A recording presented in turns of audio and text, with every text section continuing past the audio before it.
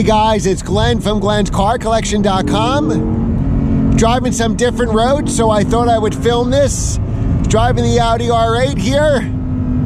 V10 manual. I don't cross double yellows. I like some of these people in front of me.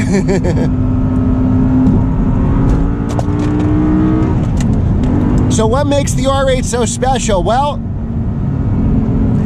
it has a gated manual transmission, V10 engine, and it's also mid-engine. So it's all-wheel drive, but it's a rear drive bias, I believe. Let's go down to third. I remember correctly.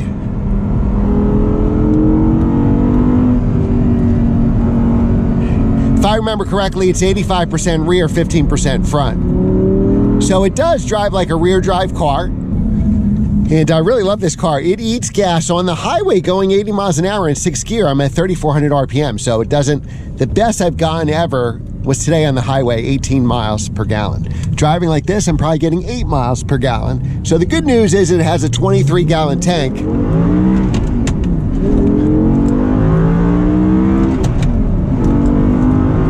Because you'll need it. And this is probably the first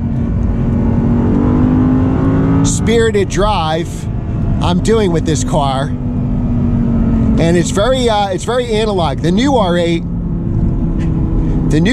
is very electronic. This is still old school with click clack with the shifter, and it's really an analog car. If you drive the new R8, which I also love, the new R8, you get that V10 sound. It's got a great dual clutch. Fantastic daily driver. The problem is with this car, as you see here, with the dead pedal on the clutch, I don't have room. I got long legs, even though I'm 6 feet tall, not 16 feet. So we really got some beautiful roads here today. So the new R8 is great. I've driven the convertible of the new R8, the base. I've driven the RWS, the rear drive. I love the rear drive, to be honest. And you get that V10 engine. It's a nice, comfortable car, plenty of room, good visibility. You could definitely daily drive it. Excellent dual clutch. You know, what it's missing is it's more digital, right? This is more analog. It's old school with the shifter here, the gated shifter, and obviously doesn't have all the electronics keeping you on the road that car does. So this is kind of like modern old school. 2011 certainly isn't old school, but it's like a modern classic, like an E92 M3 or something like that. And my 1 Series M 2011. So I think that's kind of the peak. I think peak automobile maybe went to 2013, the end of the say E92 M3. You know, you had the RS4 in 07. You had this R8's coming out model year 08, went to 2015 for the first gen. So maybe even 2015 is when things got just a lot more electronic, a lot faster. Like the new R8 would destroy this car on some of these roads here, but you know what? I actually have to drive.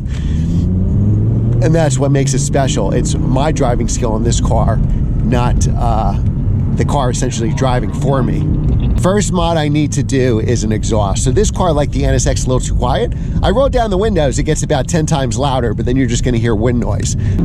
So that's one way to do it. And I'm already guzzling gas. I've already gone through gallons of gas on this short drive. And thank God it's a 23-gallon tank, because you need every gallon of it.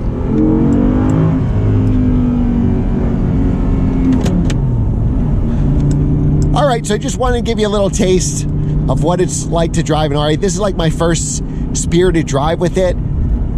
So I figured I'd bring you guys along for the ride. I really like the handling. Got to get used to it, mid-engine. I'm so used to driving 911s. I've had at least three of them. So I'm really used to that rear engine. So I haven't been pushing a mid-engine car hard. But this will be fun. And just wait till we get an exhaust. That'll be the summer project for this car. All right, guys.